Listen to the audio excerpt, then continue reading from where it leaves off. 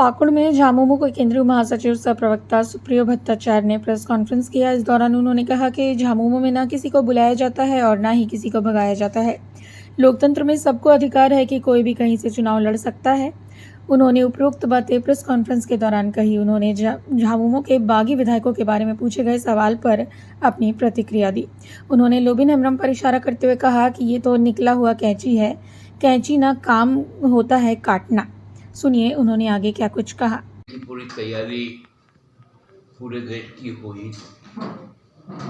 इस प्रकार से विगत दिनों जो घटनाएं घटी, आप सब जान रहे हैं कि ये लोकतंत्र है और ये अवसर हम लोगों को मिलता है कि जब हम लोग संविधान में दिए गए हमारे जो अधिकार है, जो सम्मान है, उसको बचा पाए और इसी की आज लड़ाई है। मूलतः झारखंड इस बार लोकसभा का चुनाव झारखंड राज्य के मूलवासी आदिवासी अल्पसंख्यकों का जो अस्मिता का संकट है, उस संकट को समाप्त करने के लिए चुनाव लड़ रहा है। 2019 में आप लोगों ने सबने देखा कि हम लोग सरकार में आए। सरकार में आते साथ हम लोगों के पास में जो एक वैश्विक समस्या खड़ी हुई, वो कोरोना की महामारी था। उस महामारी में भी हम लोगों ने सबसे पहले प्राथमिकता दी कि लोगों के जीवन को कैसे बचाया जाए और आजीविका कैसे जारी रहे। हेमंत बाबू ने जिस प्रकार से अपने चीज़ों को विवेचना करके, जो लोग पहले कहते थे कि हम हवाई चप्पल वालों को हवाई यात्रा करवाएंगे, वो काम भी उन्होंने करके दिखाया।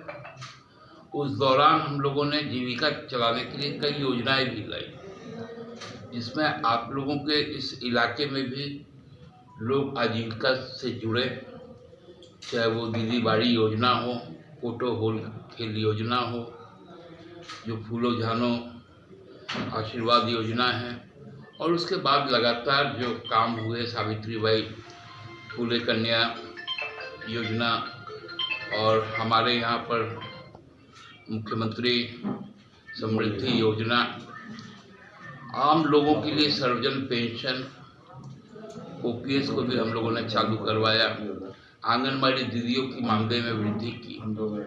लगातार जो काम हो रहे थे, ये काम कहीं ना कहीं खटक रहे थे लोगों के दिल में, जो भाजपा के लोग हैं। उसके बाद मनरेगा का एक पुराना, जिसको रघुवर दास ने क्लीन चिट दे दिया था अपने सरकार में रहते हुए, वो एक घोटाला मनरेगा का था जो अर्जुन मुंडा के समय हुआ था, जिसमें उस समय की तत्कालीन जो डीसी थी, जो खूंटी में, चतरा में, पलामू में रही, उनके विरुद्ध कुछ ये थे आरोप थे, जिनको रघुवर दास ने क्लीन चिट दे दी। लेकिन उसी को फिर से मुद्दा बना के, उसी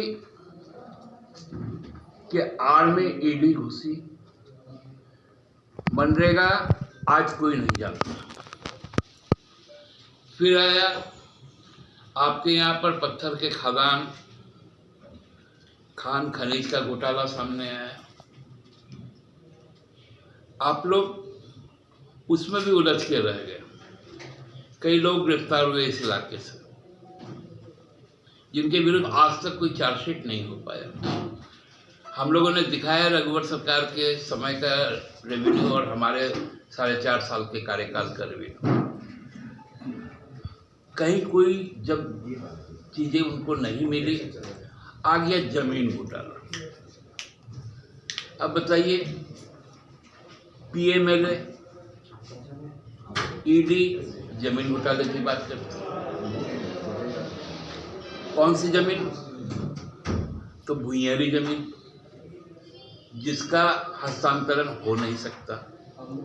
आज भी जो वहाँ के जो पाहन है, उसके भूमि मालिक है, उनके नाम पे बिजली का कनेक्शन है।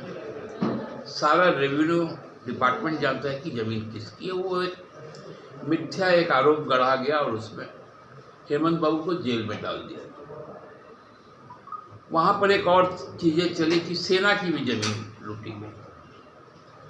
तो सेना की ज़मीन लूटी गई, उसके जो आरोपी बनाए गए विष्णु अग्रवाल उनके एक व्यक्ति बनाए गए, व्यवसायी बनाए गए, उनको ईडी ने गिरफ्तार किया, 6 महीने तक जेल में रखा, बेल मिला। और हमारी जो फिनांस मिनिस्टर है, जो वित्त मंत्री है, जब वो रांची में गई चुनाव प्रचार के दौरान, तो वही सेना की ज़मीन बेचने वाले जो को जिन पे आरोप था, उन्होंने अकेले में मुलाकात की बाबूलाल जी के साथ में, निर्मला सीतारमण के साथ, और कुछ बातें हुई, डील हुई, कागजों का आदान प्रदान हुआ, ये भी दिखा हम लोगों को।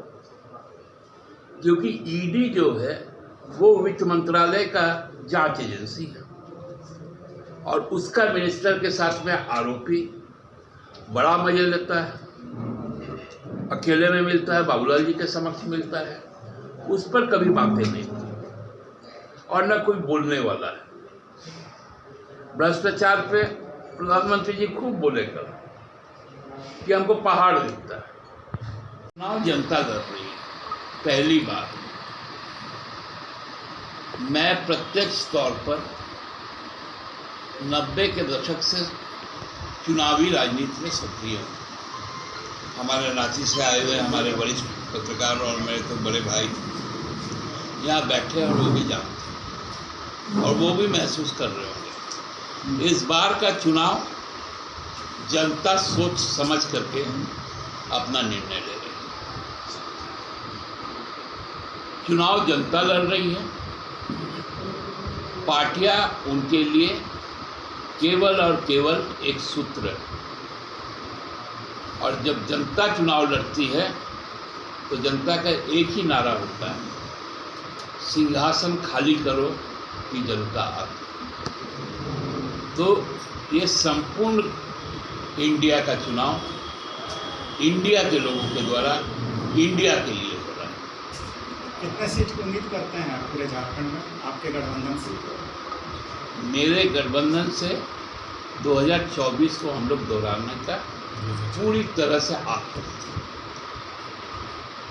Okay, thank you. निकलते हैं, फिर चुनाव लड़ते हैं, और जब मौका मिलेगा फिर जेएमएम में आ जाएगा, तो जेएमएम की ये परंपरा कब तक बंद होगी? देखिए, मैं किसी का नाम नहीं लूँगा, लेकिन कई बार इस तरह के भटकाव आए और आपने देखा भी है उन लोगों को। एक्चुअली हम लोग किंडरगार्टन स्कूल, ये बाबा की पार्टी, गुरुजी की पार्टी, और वो अपने आप में शिव का बारात लेके चलते हैं। यहाँ ना किसी को बुलाया जाता है, न किसी को यहाँ से भगाया जाता है। और ठीक, उनको भी ये अधिकार तो लोकतंत्र में दिया है या संविधान में दिया है कि कोई भी किसी के विरुद्ध चुनाव लड़ सकता है। लेकिन फिलहाल तो डिस्टर्ब कर रहा है ना, चाहे यहाँ की सीट हो चाहे दुमका सीट हो। देखिए, कैंची लेके चलने वाले हो, भी छुपा के क्यों रहता तो अलग बात था। ये तो निकला हुआ कैंची है ना, तो कैंची का काम है क्या है? उतना तो हम लोग जानते हैं कि कितना बार झामुमों को काटने की कोशिश की। हम लोग वो रक्त बीज हैं। आप जब जब हमें विनाश करोगे तब तब हमारा रूप जुटा। ये 70 दशक से आज 2024 तक समय, झारखंड मुक्ति मोर्चा का हर एक कार्यकर्ता रक्त बीज, आप उसको नाश नहीं कर। यानी आप मानते हैं कि जब अवसर आएगा या उन्हें अवसर मिलेगा तो फिर से झामुमो में शामिल कर लेंगे, चाहे वो लोबिन हेम्ब्रम हो या सीता सोरेन। अब देखिए, इन सब चीज़ों पे पार्टी तय करती है। यहाँ बैठ के आपके सामने में मैं कोई घोषणा करने नहीं आया। आप कहते हैं कि मुसलमानों को धर्म के आधार पर आरक्षण नहीं देंगे। आपने आंध्र प्रदेश में तेलुगु देशम पार्टी के साथ समझौता किया। आपका और टीडीपी का घोषणा पत्र एक साथ आया, उसमें साफ लिखा हुआ है कि हम मुसलमानों को 4% आरक्षण देंगे। उसमें साफ लिखा हुआ है कि हम हर मस्जिद में हर महीने 5,000 रुपये देंगे रख रखाव के लिए। आपने गुजरात में जब आप 2002 में मुख्यमंत्री बने तो 2004 में वहां पर मुस्लिमों को आरक्षण दिया।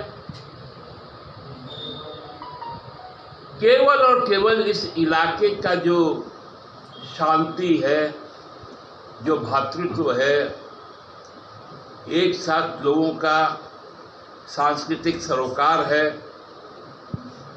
मैं तो आज कह रहा था अपने कार्यकर्ताओं से कि रविंद्रनाथ टैगोर जी को यदि हम उनके राष्ट्रीय गीत को गुनगुनाते हैं तो बांग्लादेश भी तो गुनगुनाता है।